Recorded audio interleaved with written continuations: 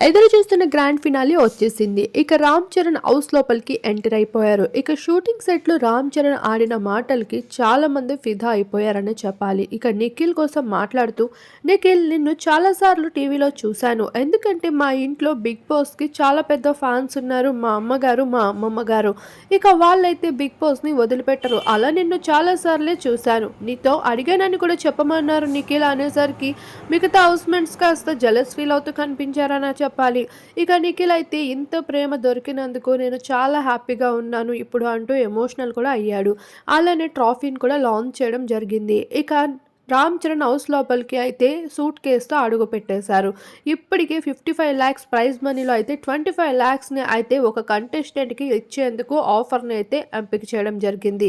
అలానే ఈ సూట్ కేస్‌ని ఎవరైతే తీసుకొని వెళ్తారో వాళ్ళకి నా సినిమాలో యాక్ట్ చేసే అవకాశం కూడా ఉండబోతుంది అంటూ చెప్పేసరికి ఒక్కసారిగా హౌస్‌మేట్స్ అయితే ఆలోచనలో పడ్డారు. ఇక సినిమా అవకాశం రామ్ చరణ్‌తో అంటే అది లైఫ్ టర్న్ పాయింట్ అనే చెప్పుకోవచ్చు మొత్తానికి.